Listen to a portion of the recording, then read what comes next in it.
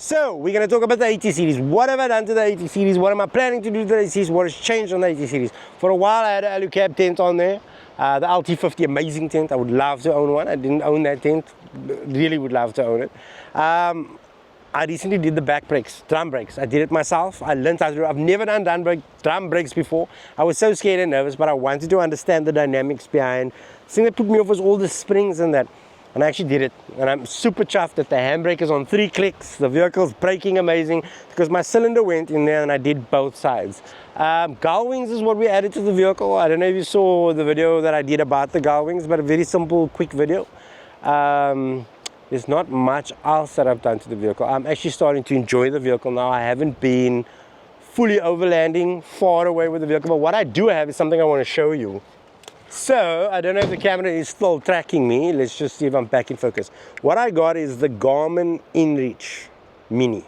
And this is something I wanted for a while because this allows me to be tracked when I'm in the wild by someone. If you give them the link to a website with a password, they can see where you are. You've got the SOS feature that actually dispatches emergency personnel to you. You can send predefined messages out to people.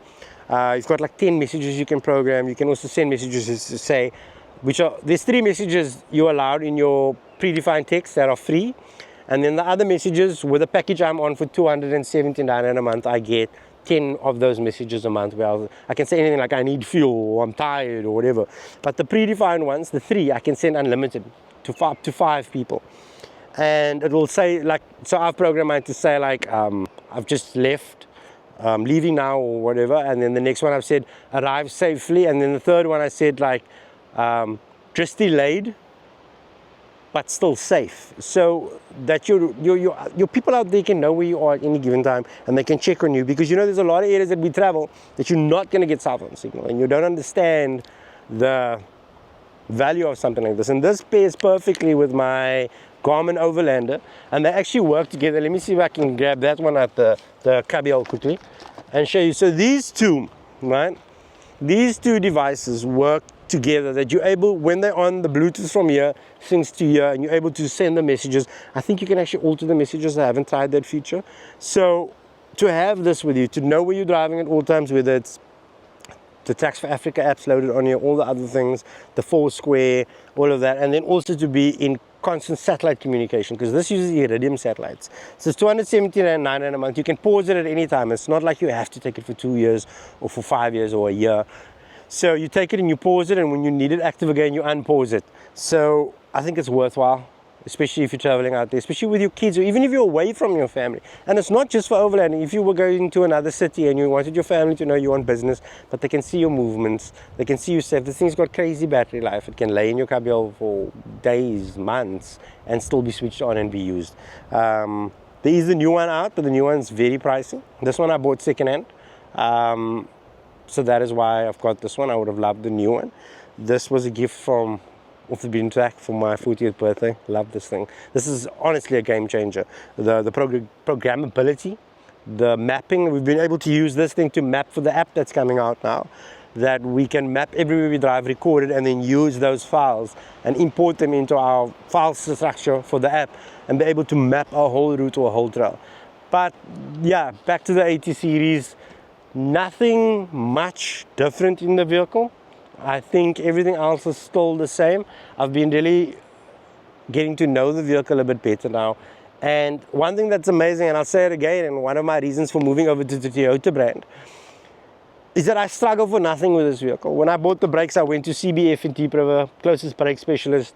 They had the solenoid, what do you call those things, the pumps, the actuators. They had that in stock right there over the counter. They had the brakes, they had the brake spring kit, original, over the counter. No ordering, no waiting, no running around, no downtime with your vehicle. And that is the Toyota tax you pay. You pay more money for Toyota because of availability of spares and parts. That is second to none with no other vehicle in Africa, and by the means of what I've been reading in the world. I'm just able to always get stuff for this vehicle, which is 1993, it's 2024, 31 years old, and I can walk into a shop. You know, if I had a Datsun or a Mazda that was 31 years old, I would have to go to a special place and they wouldn't have it, I'd have to order it, I'd have to buy it secondhand. To walk into a shop any shop, when I bought the clutch, I put a new clutch in, by the way, to walk into a shop, HK, and say, this is what I want, or Alert Space, this is what I want, and they're like, yeah, we have 3 in stock. That was super amazing. Yasin fitted this clutch in a day, basically, and also butter smooth. It's a Vallejo clutch. The availability of parts is just a game changer. And I know we all have our brands that we are stuck to. And my first brand coming into overlanding was a Pajero. I never knew more than just a Pajero or Mitsubishi. And I've sold my silver van, the first van that I started all of this with. I still have the white Gen 4 3.8 Mavic Pajero, which I love. It's a beautiful V6, it's an amazing car. But coming into the Toyota realm of things, I've realized why these vehicles are so popular for overlanding. That you're able to always feel secure. That I knew that if a wheel bearing broke or alternator broke or a starter, I'm able to get that part within a day, brand new, from a shop, wherever I may be, and drive off with my vehicle. My vehicle's never going to stand without parts. So, you know, in the comments, let me know what is your thoughts on that. But yeah, for me, it's just amazing. The other thing is, what have we done on the vehicle? The camera, I think the camera has stopped tracking me. He's tracking me now. It's the face. You just double touch the face. There we go. So what else have we done? Nothing much, but you can see we've got the antennas. The antennas from MTech have been working magnificently. We've still got the lights from Flex Adventures. I spoke about winches now. We've done the decals on the vehicle, which you guys have seen. The Gullwings, game changer. Absolute game changer. If there's one thing as an overlander that I never knew I needed as much as is Gullwings. The availability to get into the back of this vehicle and just grab a camera, a first aid kit, a towel, anything, without having to unhitch a spare wheel, open a lid just to grab a packet of chips or just to grab a first aid kit. Even if you're stuck and you've got your recovery gear in here, you're able to just quickly grab it out. And that's what I love about it, is because it was always a mission, especially if we're standing on an angle like this and I need to get to a strap or whatever it may be, or first aid kit. I always have to pull that wheel and lift that back up, and you're worried about the wheel even though there's a shock falling on you. With this, no, you come in here, so you pre-pack. Obviously you pack smartly. I pack my first aid kit and my cameras, or if I'm doing like a 4x4 trail, pack the recovery gear there so that it's easily accessible for me to get to without having to fumble. And that is one thing that I love. And that one opens upwards, and the one on the other side, which I'll show you now, opens downwards like a table. So there, for example, we'll put the stove, we'll put the cups, we'll put the coffee, and we'll make coffee.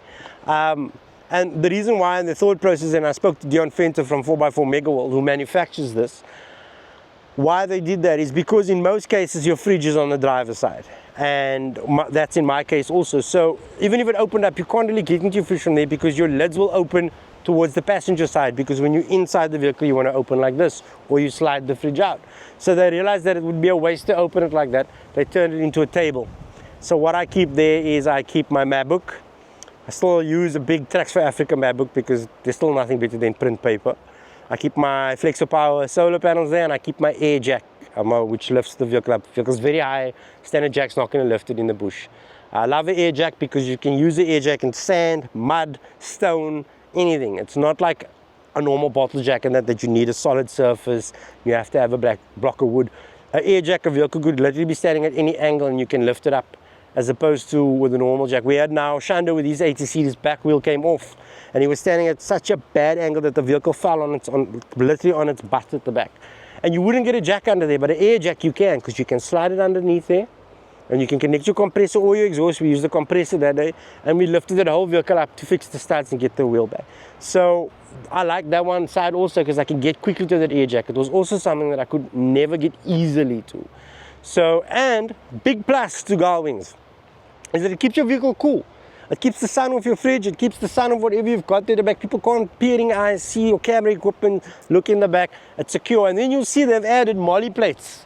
So you even get those little water cans that you can fit onto here. I can't remember the brand of them now. You can fit a water can on here. You can fit things that you need to fit on here, and I like that idea.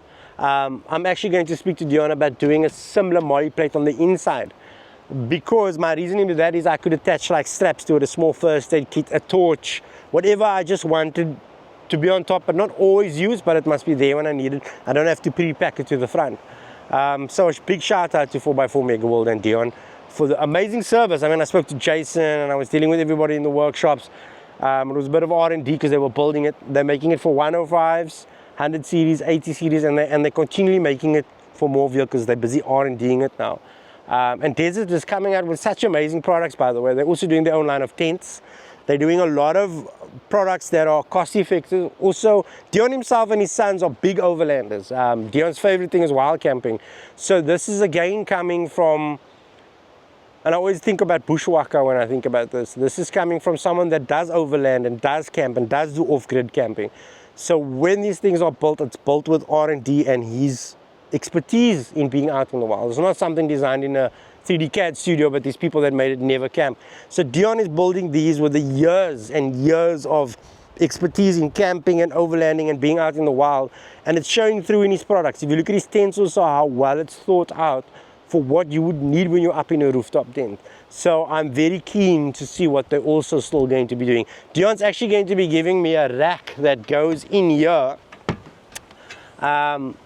Like I've got a cargo net, that net capacity made for me that holds my jackets and that, but Dion's got a solid plate that says Land Cruiser, and it's MOLLE plated, and it hangs 6 inches down, and you put your jackets and your towels, you know, the things that always just lay around, jackets, towels, bags, sun visors, those things that you do, blankets you don't want laying around, you keep up there. And it's just all again about functionality, storage space, ease of use, and that's what overlanding is about. It's about not going out there, taking yourself out of a comfort zone, but also not making your life uncomfortable and making it too dreary to go out there. You know, I need to set up 500 things before I can actually open a beer.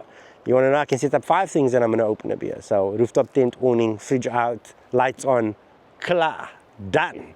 So again, guys, I'm not going to stay rambling on, but thank you. This is Gershon from Trails of Valor, Off the Beaten Track, and this is just a catch up on what we're doing on the 80, and now the next series of videos are going to be enjoying the 80. So stay tuned for what we're going to do. So it's been a while since I've made any better content about the vehicle, but I want to talk to you about the vehicle, and I want to talk today about winches versus MAXTRAX.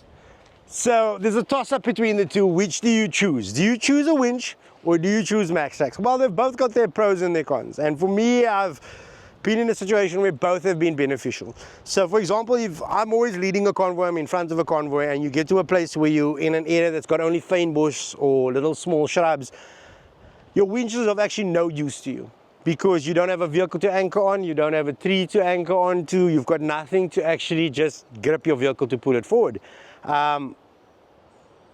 And then you need MAXTRAX. So I've been in a situation like that in the Garmins mountains, where the MAXTRAX was the thing that I needed, because I had no vehicles in front of me, no trees, no bricks, no logs, no nothing to grip onto. The MAXTRAX went under the wheels and it got me out of a sticky situation. The same in sand, or when you're traveling alone, it's a toss-up. Then again, when we're using the winch and there's a log that's fallen, or we need to pull another vehicle, or we do have a vehicle in front of us, I'm not a fan of snatch recoveries. I hate snatch recoveries. I think it is one of the most dangerous things ever, because I don't like the kinetic energy that is put on the chassis, on the bumpers, on all the shackles. Even though I use soft shackles, I still don't like the dynamic behind it, because it's the sudden, you know, the one car goes in front and he yanks the other car, and you watch, if you actually watch it, you actually see that this is actually a lot of energy being pushed into bumpers and toe points and that. So I don't know when last I snatched years ago. I now only winch. So this does have a lot of positives. Also, if you are near a tree, or you do have a vehicle in front of you, this thing will get you out without a hassle. You're going to hook onto it, and with a soft shackle, you don't have the chance of it ever flying back and damaging you, because that does happen. That's one of the most dangerous things ever. With a soft shackle, you don't have that, but we still use winch blankets as a method of safety. We've got a helicopter in the air. I'm in Tukai Forest in Cape Town. But the MAXTRAX, the drawback to the MAXTRAX is it is almost the price of a winch. It is just as expensive as buying a decent winch. And the studs do get worn off if you spin on them, unless you buy the extreme MAXTRAX that's got the studs that are removable, but that's even more expensive. But that's lightweight, and that you can transfer from vehicle to vehicle. So like me, and probably a lot of you have 2 overlanding vehicles. So if I do decide to go with the Pajero, I can take the MAXTRAX and throw it in the boot. If I take any other car, I can borrow it to someone. Not that you want to borrow your gear out, but the winch is fixed. So the toss-up comes is, if I had to choose would I go for the winch or would I go for MAXTRAX? It's a really tough question to ask, but in a personal opinion, I would probably go for the winch over MAXTRAX, because a good winch, you know, a winch is like an insurance policy. It's like why you have car insurance. You don't get into your car with the intention to smash your car or have an accident. But the day you do have an accident, you know that your car is covered. So you don't go with the intention to be stuck or to find a fallen tree. And we've used this for fallen tree incidents. And I actually put a video in there where we've used it. Another episode of the bigger track in the forest with the Owens, breaking down trees, winch lining, just to go through.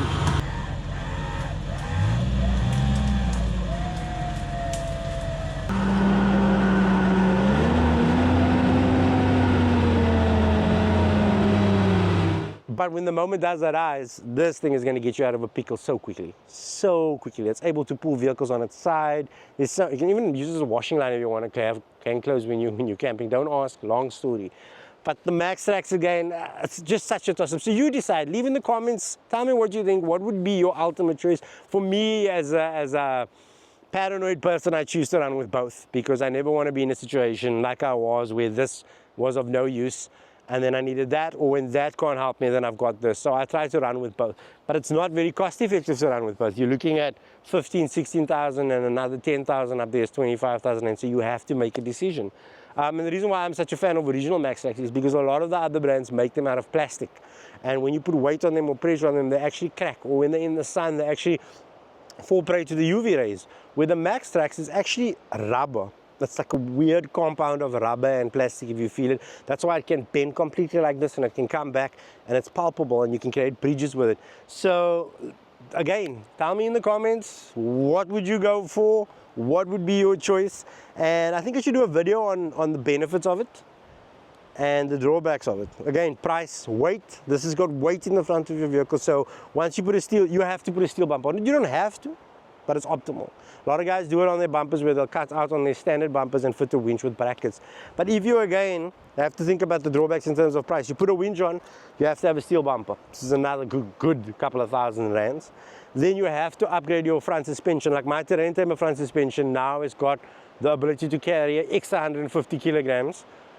Because I have to uprate it to that, because you get suspension that's made for vehicles without bumpers and winches and vehicles that's made that are going to carry bumpers and winches, and this has now got that suspension to compensate. Because in my Silver Pajero, when I never did the front suspension and I put the bumper and the winch on and I would brake, I could actually feel the vehicle nosedive every time. So that just messes with the dynamic, the stopping dynamic of the vehicle, everything. So there's a lot of add-on prices to a winch. It's not just a winch. Synthetic cable over steel cable every day. Synthetic cable you have to clean when sand gets in it, so you have to wash it, hang it on the line if a lot of sand or mud gets into it. Steel cable you don't, but a steel cable pinches, it's heavy, it hurts your hands. If it should snap, it's going to fly back at you. This is basically literally a rope that's going to fall on the floor. It's not going to hurt anybody. It's easy on your hands. So rope is the obvious choice, but again, a lot more than in terms of price than steel. So there's a lot of add-ons to put on when you buy a winch. You have to upgrade the power cable. You need a stronger battery. That's also something that people don't talk about. So you need a battery with a high cold cranking amps, like 650 cold cranking amps. And that is basically, the battery can be a 100 amp hour battery. It can be a 24 volt system, whatever you want to go with.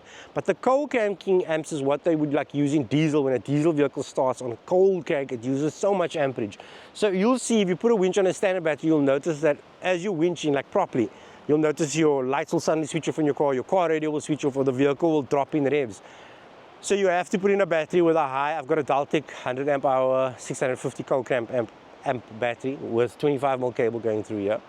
You have to put that battery in if you want to be able to winch correctly and for extended periods. Because sometimes you don't winch for just 10 seconds, sometimes you're winching for 5 minutes, taking breaks in between to cool the winch.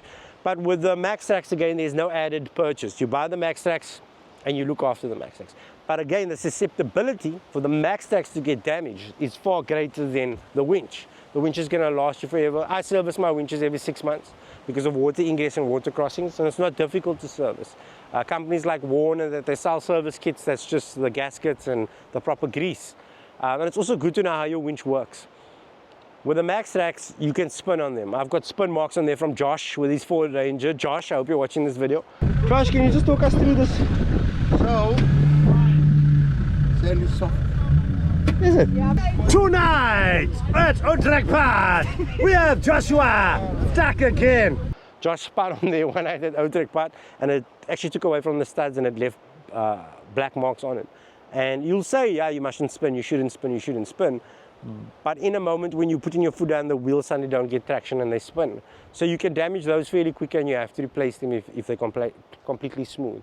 But again, I've seen guys get out of sticky situations with that. We were on a beach now where a friend of ours, Dawood, with his, also another Ford.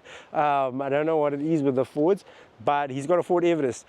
And the sand was so soft where he got stuck, nobody wanted to risk going in front of him to winch him out. So we got MAXTRAX, we got Francis MAXTRAX, we dug it in, we put it in and we got the vehicle out. Also trying to just teach Dawood not to spin. You know, as a Ford driver, he was very nervous. He was on the beach, everybody's watching him. It was like a whole show. This is all within educational purpose for off the beaten track, right guys? So firstly, bear in mind that I left my house at 2.4 bar. Shows you what heat does to wheels, okay? Lesson 1. Lesson 2 is always remember to deflate when you are driving on soft sand, okay? As you can see, what happens with a 3-bar wheel, you're gonna dig yourself. I mean, come on. And I've sacrificed Here come the myself MAXTRAX. Here come the MAXTRAX also. Yes, yes. It's turning into a full-on Ronnie Dar recovery here. No, this is how we roll, guys. This is how we roll. Go, There. go. It's sucking it in. It's sucking it in. Okay, go. Here we go. Go. You see? So make the decision, think about it. They've both got their pros and their cons. It's not an easy decision to make, and it's a costly decision to make. So you tell me in the comments what you would go for, and this was just another tech talk or a random vehicle real talk. And I'm Gershon from Trails of Valor Off the Beaten Track, and stay tuned for the next video.